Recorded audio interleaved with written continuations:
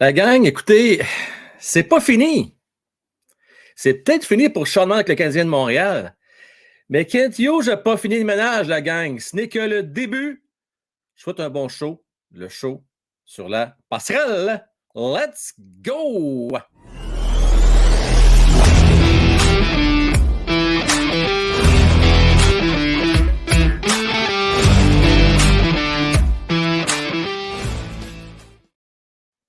Ben oui, ça n'est que le début, gang. Là, ceux et celles qui sont. Tu sais, vous vous rappelez, là, j'avais raconté il y a peut-être quoi, 2-3 semaines, qu'il y avait 3 catégories de partisans. Il y a les pro-tanking, les pro-winning et les pro-culture, qui représentent la majorité des partisans canadiens de Montréal. Mais là, je vais m'adresser aux pro-winning. Ceux qui veulent la victoire à tout prix, quand même 20-25% des amateurs du Canadien de Montréal. Ça va être difficile la prochaine semaine. Ça va être bien tough.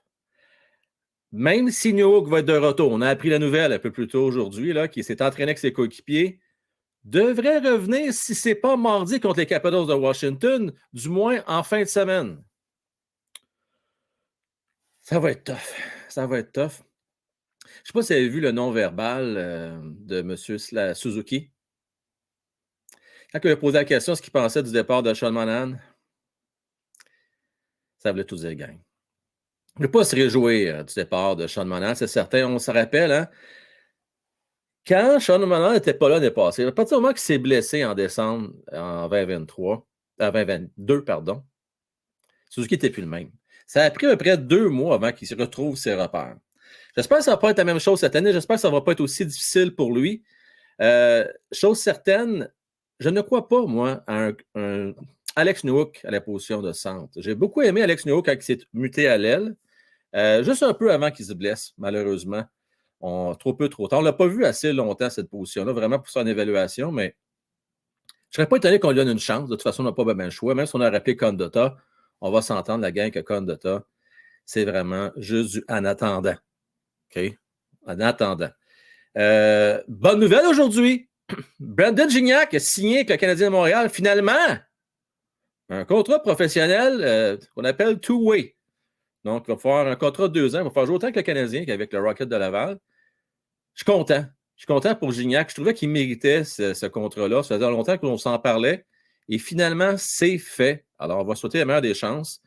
Bonne continuité, qui est un des meilleurs joueurs du Rocket de Laval. Quand je parle du Rocket, d'ailleurs, ça, on va y venir un peu plus tard parce que Rocket, il en arrache. Donc là, gang, on a un agenda assez chargé. On va vous parler de ce qui attend le Canadien de Montréal dans les prochaines semaines, ce qui nous attend aussi du côté de ma chaîne Frankwell, le podcast hockey. Puis également, mais écoutez, c'est sûr, on va parler de nos espoirs aussi, parce que c'est vers ça qu'on va se tourner. Puis on va commencer à parler de transactions, n'est-ce pas, également. Je veux vous saluer. Je veux saluer Steve, recherche équipe. Steve, toujours à la recherche. Je pensais qu'il avait trouvé ton équipe, moi. Je pensais que c'était réglé, ça, Steve. Mon cher Pinchou, hein, qui s'est ennuyé pendant ses vacances. C'est pas des farces.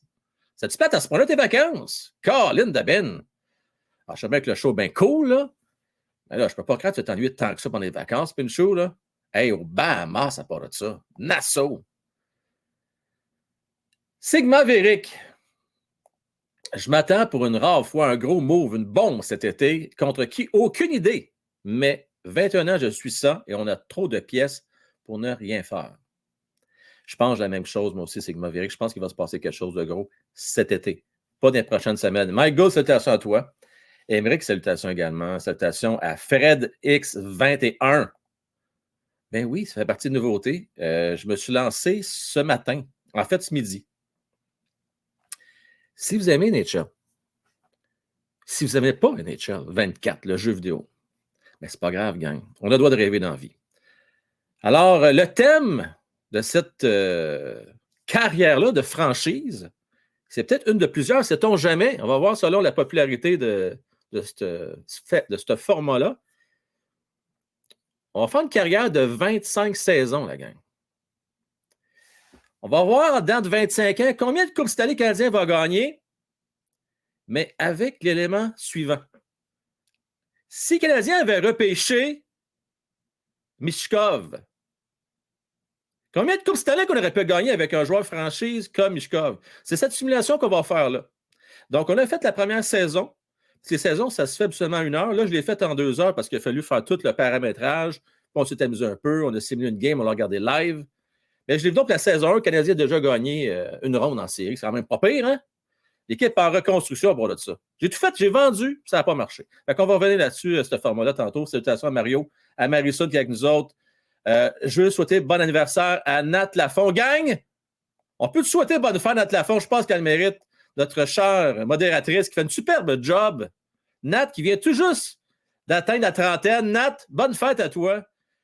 Toute jeune encore. Merci d'être avec nous autres. C'est très apprécié. Gang, on rentre dans le vif du sujet. Aucun niaisage. Oui, les pouces, n'oublie pas ça, s'il vous plaît. Hein, la gang, très important. Même si vous l'écoutez en rediffusion, encore plus, je vous dirais. Parce que, bon, on a besoin de ça. Que voulez-vous pour être promu puis pour avoir la visibilité? On doit se battre dans un méchant océan. Frank Well, le podcast hockey, c'est une goutte dans un océan de vidéos YouTube. Alors, ça peut m'aider à faire de cette petite gouttelette-là, de devenir une vaguette d'avantages numériques, peut-être un jour une vague d'avantages numériques, ça sera le fun, une vraie vague. Merci d'avance. Je vous disais, ce n'est que le début, il y a au moins 2 autres joueurs, selon moi, qui vont lever les pattes, peut-être même 3. Pearson devrait partir. Pour moi, c'est une question de temps avant qu'il parte. Jake Allen devrait être la deuxième. Et le troisième, David Savard ou Kovacevic, un des deux. Donc, c'est de 2 à 3 joueurs. Pourquoi je dis 2 à 3? C'est que je ne suis pas certain que Jake Allen, on va réussir à le passer. Ça risque de ne pas être évident. Ça va être le plan C et le plan D de plusieurs équipes. Donc, il risque d'avoir d'autres gardiens qui vont partir avant Jake Allen. Pourquoi? Parce que Jake Allen commande un salaire de 3,8 millions de dollars par année. Est-ce que le Canadien peut garder la moitié du salaire? Oui, ils peuvent le faire. Pourquoi? Parce qu'il leur reste un joueur qui peut garder le salaire, puisque pour ce qui est de Sean Monahan, je vous rappelle, hein, pour ceux qui ont été en vacances, Pinchou, je ne sais pas si tu savais ça, là, Sean Monahan est étranger au Jets de Winnipeg pour un choix de première ronde et un choix conditionnel si jamais il gagne la Coupe Stanley, ça va être un choix de 3e ronde en 2027. Loin longtemps. Donc, on peut quand même garder le salaire d'un des joueurs qu'on va transiger. À suivre, donc. Est-ce que ça pourrait être Armia? Moi, je pense qu'Armia peut avoir aussi une valeur pour une équipe qui veut faire un bout de chemin en série, mais pas à 3,4 millions. Il faudrait, dans ce cas-là, également que le Canadien garde la moitié du salaire. Donc, c'est ça qui va être intéressant à surveiller. Rapidement, juste pour revenir sur la transaction en tant que telle. Oui, je sais que plusieurs sont déçus. Je le sais, parce qu'on s'attendait à avoir plus pour Sean Monahan. Kent Hughes ne voulait pas prendre la chance d'attendre la date de la transaction. On avait peur, tout comme l'année dernière, que Sean Monahan se blesse en cours de route et qu'on ait 0 en retour. Alors, un tien vaut mieux que 2, tu l'auras. Oui, probablement que si on avait attendu peut-être 2-3 semaines de plus, 1 mois, on aurait peut-être eu un prospect B+ pour. Peut-être. Mais il n'a pas voulu prendre de chance. Savez-vous quoi? Moi, je suis à l'aise avec ça. Au final, n'oubliez jamais qu'on a eu 2 choix de première ronde pour Sean Monahan. Un choix de première ronde l'année passée, un autre cette année. C'est quand même pas rien. Et pour ceux qui pensent qu'il va peut-être revenir, je sais qu'il y en a certains qui veulent faire un peu de clickbait, entre guillemets, en amenant la possibilité que Sean Monahan revienne. Oubliez ça.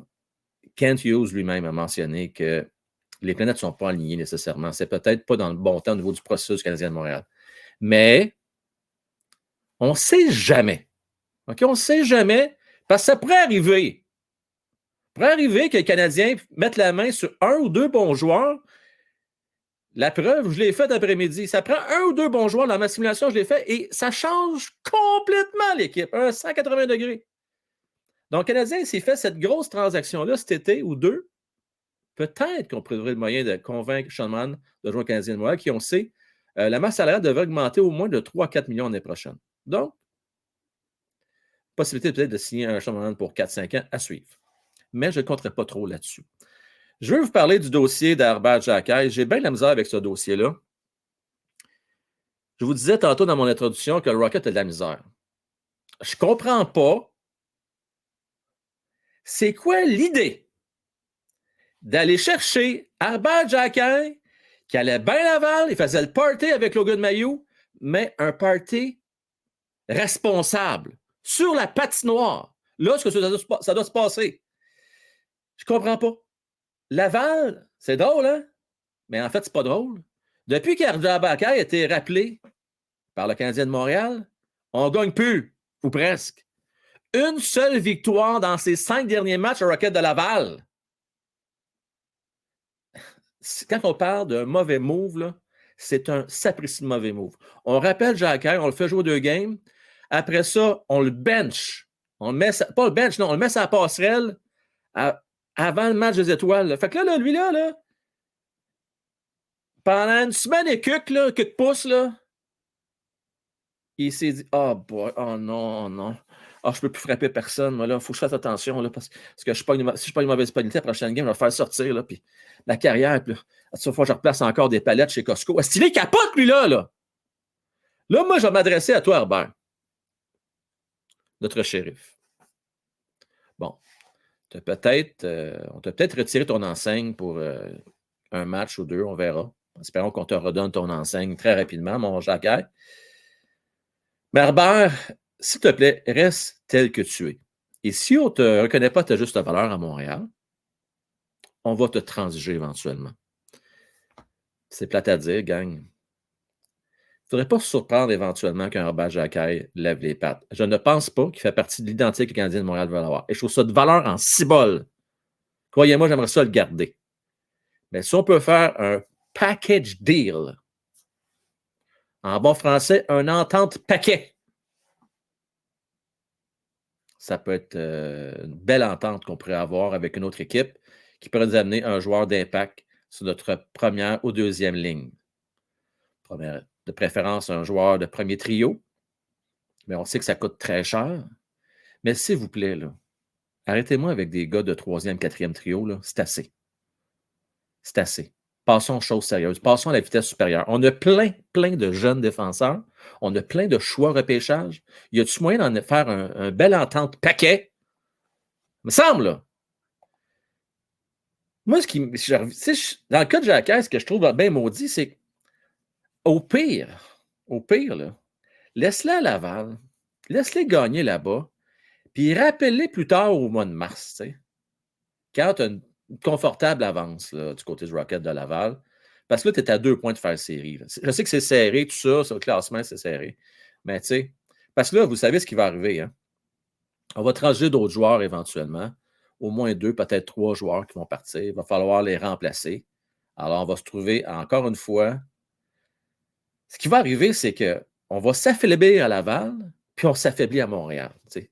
Montréal, c'est correct, ça fait partie du processus. Moi, je suis serein dans tout ça. Hein. Si vous pensez là, que je fais de dépression puis que je me dis c'est terminé, non. Pas de dépression pantoute. Regardez. Moi, ce que je veux, c'est une culture de gagne. Je veux que l'équipe, les jeunes, sentent que c'est important la victoire puis qu'on doit travailler fort match après match. Connaissant Martin Saint-Louis, il va soutirer le meilleur de ses joueurs Paris, il va faire son gros possible. Mais j'espère, par contre, que ça ne va pas être nos leaders qui vont être impactés par ça. Regarde, les gars qui sont impactés, regarde, s'ils ne veulent pas trop, c'est un moindre mal. Mais sincèrement, là, c'est Nick Suzuki qui m'inquiète un peu. Dans le sens que, à 2 ou 3 reprises, on a vu que, il a passé quelques petits messages subtils, pas rien de trop grave, mais des insatisfactions. Exemple, rappelez-vous quand il a mentionné qu'il ne comprenait pas comment ça se fait que Monahan et puis Evans avaient plus de temps de glace que lui comme joueur de centre. Qu'eux autres, il y avait 2 chiffres, lui, il n'y en avait qu'un. C'est une flèche, ça, qu'on envoie quand même. Un exemple parmi tant d'autres. Gang, Martin Saint-Louis va avoir du travail à faire pour motiver ses troupes parce que les joueurs ne se laisseront pas glisser. Là. Les joueurs vont tout donner quand même. Mais mentalement, ça roule dans la tête. On se rappelle l'année passée, la chaîne a débarqué assez vite à partir du mois de mars. Espérons, gang, qu'on ne va pas se laisser trop démoraliser. Puis là, même si le monde se dit « Ah, c'est pas grave, Frank, on va tanker, puis on va avoir un meilleur choix repêchage. » C'est bien plate, la gang, là, entre le choix 5 et 8. Là. C'est un peu comme... non, c'est pas comme l'année passée. L'année passée, il y avait Michkov de disponible. Mais entre 5 et 8, là, tirez ça dans un chapeau. C'est très bon pour peu importe le joueur que vous allez avoir. Vous allez avoir un très bon joueur. Peut-être pas un joueur concession, par exemple, mais vous allez en avoir un bon. qui va vous aider dans votre futur. Parlant de tirer dans un chapeau, je viens de penser que j'ai oublié de faire mes petits coupons pour ceux qui ont participé au break. Ce que je vous demanderais, là, il y en a que je sais qu'ils ne viendront pas parce qu'ils viennent de très loin. Tu sais, je pense entre autres à Mario, mais les autres qui ont participé au break puis qui demeurent dans la Grande Joie Montréal, puis si vous avez le goût de venir avec moi et avec toutes les 49 autres personnes qui vont aller voir le Rocket le 24 février prochain, écrivez-moi un courriel. Dites-moi, Frank, j'aimerais ça y aller. Puis, je vais vous faire tirer parmi ceux qui se manifestent une paire de billets pour aller voir le Rocket avec nous autres. Donc, il y a déjà une personne qui a eu un billet qui s'est manifestée, mais j'avais une autre paire de billets également à faire tirer parmi tous les participants du break. Un beau break d'ailleurs qu'on a eu vendredi. Si vous n'avez pas l'occasion d'aller voir ça, vous irez voir ça. On a tourné ça vendredi soir pendant les habilités du match des étoiles. J'aimerais ça vous parler justement du match des étoiles. Moi, j'ai beaucoup aimé. D'ailleurs, un petit spécial pour les membres, là, Vestiaire des Pros et Plus, qui regardent ça en direct avec moi. Juste vous dire que quand je vais mettre la petite musique de fin pour terminer ce segment-là, le show sur la passerelle, allez-vous-en pas. On est censé avoir un invité avec nous autres qui était là sur place, qui va nous parler du match des étoiles. Ça vous va? Donc, un petit invité surprise. Si jamais il n'est pas là, ben écoutez, on va le remettre pour plus tard cette semaine. Il devrait venir faire un petit tour. All right? Match des étoiles en fin de semaine. On va commencer avec les concours d'habilité. Je les ai enregistrés. J'ai écouté pas tout au complet, parce que c'est quand même long, 3 heures, mais une bonne partie. Puis, j'ai beaucoup aimé la formule cette année. C'est la meilleure formule depuis très longtemps. Je pense qu'il y avait trop de compétition. Ça, c'est mon goût à moi. Là. Je pense qu'il y en avait trop. J'aurais ramené ça peut-être à 6 compétitions au lieu d'en avoir 8. Mais j'ai beaucoup aimé le principe. La gang, pour ceux qui ont manqué ça, c'est un peu le concept d'un décathlon, mais tu choisis tes compétitions. Donc, il y avait 8 compétitions. Les joueurs, il faut choisir 6 sur 8. J'ai bien, bien aimé ça, honnêtement. J'ai trouvé que c'était très bien. Également, je vous dirais que on a vu comment que Connor McDavid est solide. On a vu comment que Cale Makar est solide également. J'en parlais après. Écoutez, moi, j'en revenais pas. J'en ai parlé un petit peu avec Mario, justement, après. Mario, un peu plus vieux que moi, il en a vu des joueurs jouer dans les centres de hockey. Et selon lui, et je partage son avis, Connor McDavid, gang, est peut-être plus talentueux en termes d'habilité qu'un Wayne Gretzky. Puis moi, j'enlèverais même le mot peut-être. Je pense vraiment qu'il est plus talentueux qu'un Wayne Gretzky. Il n'a peut-être pas son QI hockey, sa vision du jeu, mais pour le reste, à plat de couture, sur tous les autres aspects. Plus rapide, meilleure main, meilleur tir, meilleur sur toute la ligne.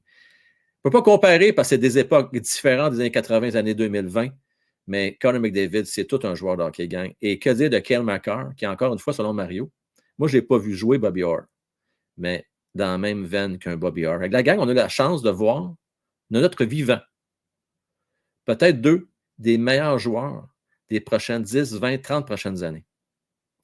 Connor McDavid et Cale Makar, deux excellents joueurs de hockey. Donc, moi, c'est vraiment trouvé ça intéressant et j'ai beaucoup, beaucoup apprécié également. Je ne pensais pas dire ça, gang. Puis, c'est pas de la bullshit quand je vous dis ça. Moi, je ne suis pas payé par la NHL pour promouvoir la Ligue. Là. En tant que partisan, en tant qu'amateur de hockey, c'est le meilleur match des étoiles que j'ai vu peut-être des 15 dernières années. J'ai vraiment aimé ça. Tu le voyais que le million, les gars le voulaient. Peut-être pas la première game, j'ai trouvé que on s'est fait jouer un tour du côté de l'équipe de McKinnon. Là. On s'est pogné le cul un peu contre l'équipe de McDavid. Mais l'équipe de McDavid qui ont marqué 2 buts dans les dernières 30 secondes à 4 contre 3. Honnêtement, là, c'était cool. J'ai beaucoup apprécié ça.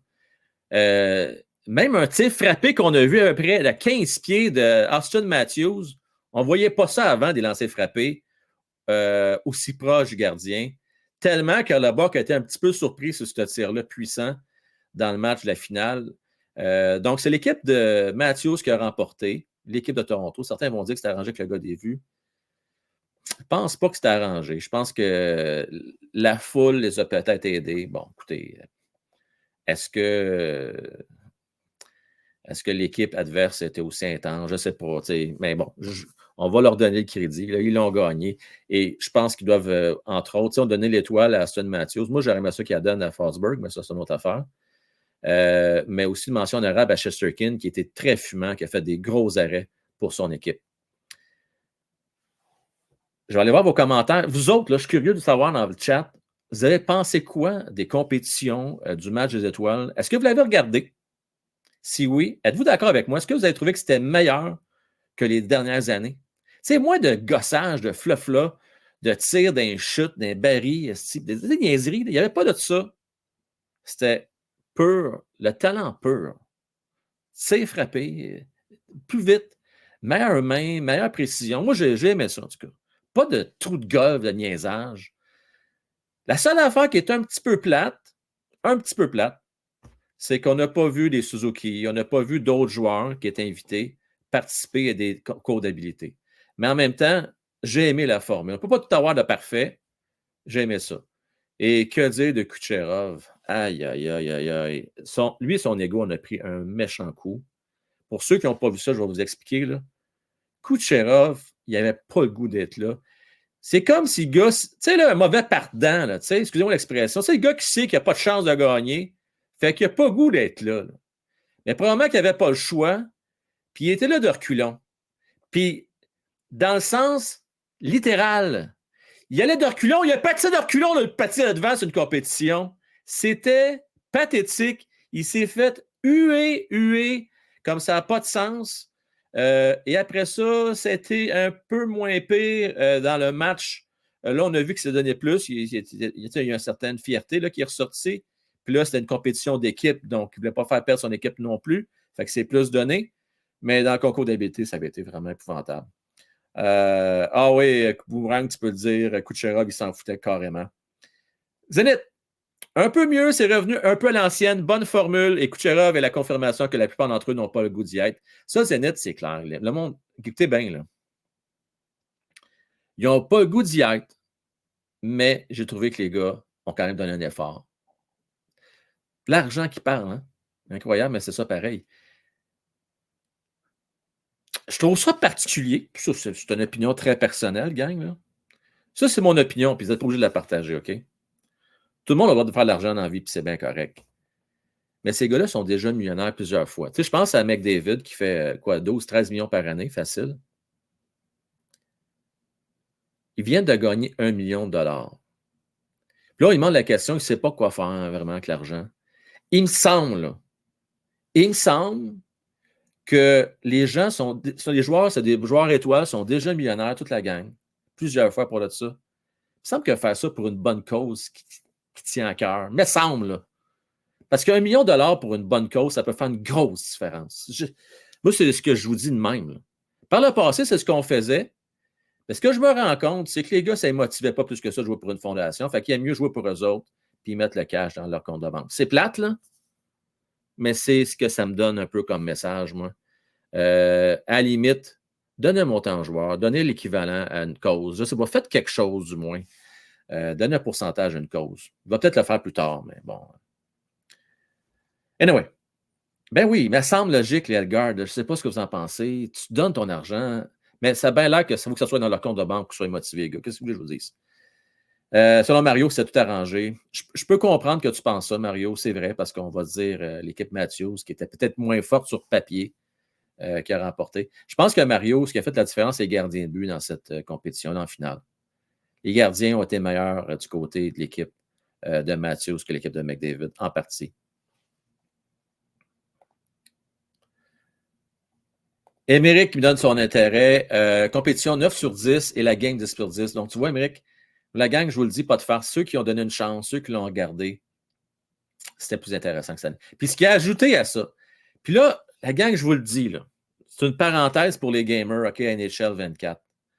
Si vous jouez à équipe de rêve ou autre, là, OK, s'il vous plaît, prenez-vous des joueurs étoiles avant les compétitions, avant la game. Ça vient de rehausser l'intérêt à 1000%. Écoutez, moi là, j'avais dans mon équipe Fosberg, entre autres. Quand il a fait son tour du chapeau, puis je voyais ma carte monter de valeur, je capotais. Elle se vendait à 130 000. Finalement, aujourd'hui, elle se vend 60 000. Je suis en dépression.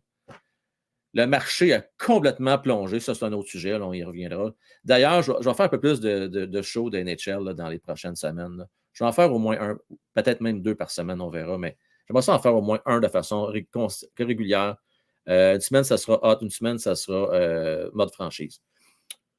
Mais j'ai trouvé ça beaucoup plus intéressant, c'est sûr, parce que ça donne un intérêt à suivre ton équipe. C'est un peu l'équivalent de quelqu'un qui va gambler, là, entre vous et moi. Là. Sauf que là, c'est dans le cadre d'un jeu. Puis je trouve ça bien le fun. Edgar qui va avec une proposition. Ça pourrait être une game, les gagnants de la Coupe Stanley contre les meilleurs des autres équipes. C'était ça avant, Edgar, hein, quand on recule il y a très, très longtemps. Je pense pas que ça change rien. Honnêtement, les gars, non, je pense pas que c'est. Non, c'est révolu. Ils ont assez bien des formules. Moi, j'ai trouvé, perso, que c'était la meilleure formule, ça. Meilleure formule. Non, j'ai trouvé ça très, très bien. Franchement, j'ai rien à dire. À la limite, Edgar, l'équipe qui reçoit contre les meilleurs joueurs, mais là, rendu là, tu sais, l'équipe qui reçoit, il y a des équipes qui ne recevront jamais parce qu'il n'y a pas assez de monde qui ont de l'intérêt pour aller voir les matchs des étoiles. Ça vaut ce que ça vaut. Jean-François qui n'a vraiment aucun intérêt pour la game et les skills. Selon Mario, les joueurs. Mais ça, t'as minute, par exemple, Mario, il faut que je dise quelque chose. Là, on parle de 3 contre 3.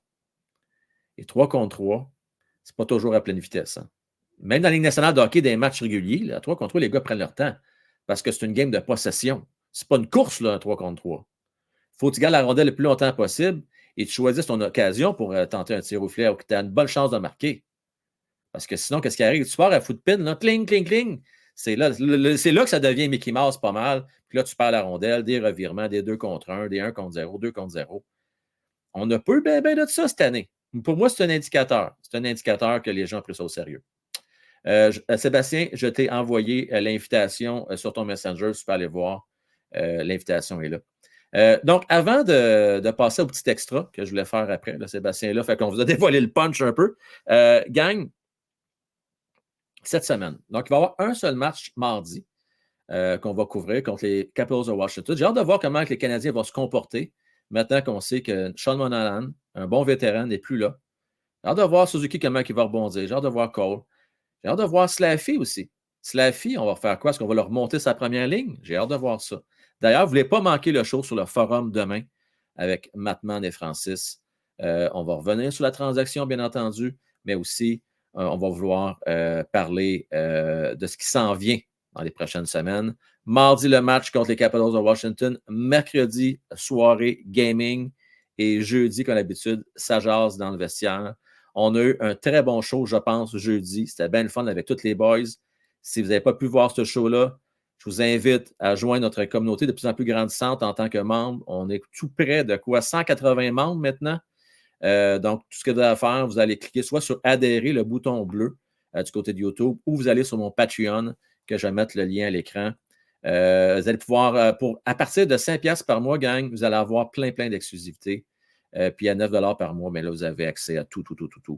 Donc, Patreon est là, mon adresse. Et vous pouvez toujours faire un petit cadeau via Buy Me a Coffee. Juste mentionner également que ce show-là, comme tous les autres, est rendu possible, entre autres, grâce à notre collaborateur Jimmy Arsenault.